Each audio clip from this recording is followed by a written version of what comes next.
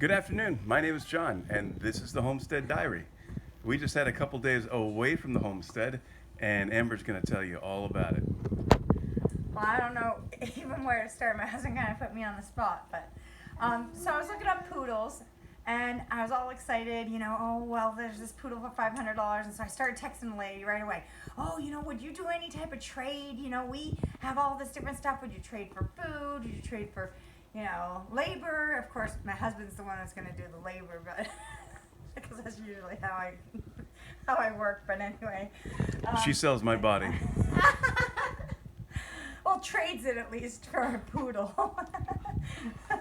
So I text her and we get going. No, I don't want food, and I have this and that. Okay, I'm like, okay, so what can we do? We're going to have to figure something out, because she seems to be willing to trade it. Anyone who's willing to trade is like, we're trying to find people that are willing to barter and trade, because that's going to be the new economy. So one more person is like maybe our survival. And so she's like, well, and I said, okay, what about chickens? What about plants? What about, and she's like, chickens? How about some chickens, some plants, and you build us a coop? And I'm like, okay, for $500? Okay, now I gotta talk my husband into this. So how am I gonna do that? So, okay, Daddy, you need a hypoallergenic dog, right? Because Need. And so we were like, okay, we got Daddy to agree to build a coop for her, and so got all the parameters of the coop, and it looks real nice. And Daddy jumped on it and he started working. But the other agreement Daddy had was that I have to do all the work that we were going to do on Tuesday by myself with 4 kids, so that he could go and build the coop. I had to go in like 95-degree temperature, shovel like 2 yards of wood chips, and go grocery shopping and drop off trash, and drop off tires, and like just go to the car store to get some stuff, And make supper when you get home. yeah. And so I agreed. There's all this barter and trading even with your own husband, but so I agreed. So I did all that, and he built a coop. And then I looked up the address that she gave me, and it sent me to Mountain Home, and it said Broken Arrow. And I said, okay, we're okay. It's only like an hour and a half away. So I told her, as we're going through the conversations, I'm like, I'm not going to be able to do it today. We got to finish it up in the morning, but I will see you in a bit. And she's having like dental surgery, or not surgery, but she'll be at the doctor's. And she said 4 hours, and then something about how she's going to be feeling better or something like that. So she'll be home in the afternoon. And I thought she meant she was going to be at the doctor's for 4 hours, but no, she really meant that it's 4 hours away. So it's not Broken Arrow Mountain Home, it's Broken Arrow, Oklahoma. So we're already on our way out of town, have no change of clothes, no anything, no money really. And we are literally driving out of town, wondering whether we are going to continue to Oklahoma or not. So we end up continuing to Oklahoma. We get there. She ends up helping us with the hotel room. She ends up helping us with like fruit and food and stuff like that.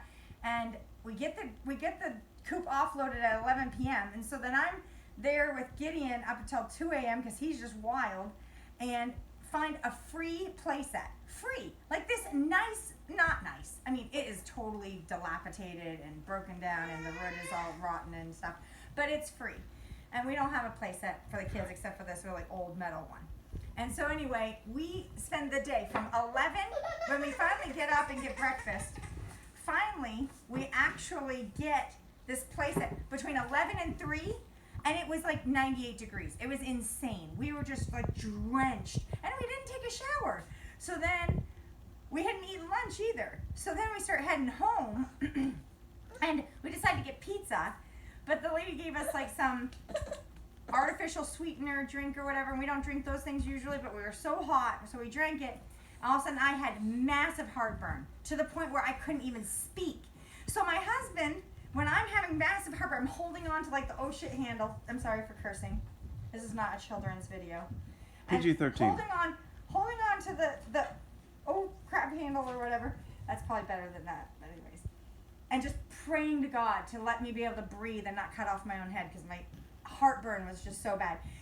He goes in the wrong direction out of Tulsa, and he takes us 2 hours out of the way. The computer told me turn right and get on this road. And then you said, stay on this road. And then the computer stopped talking.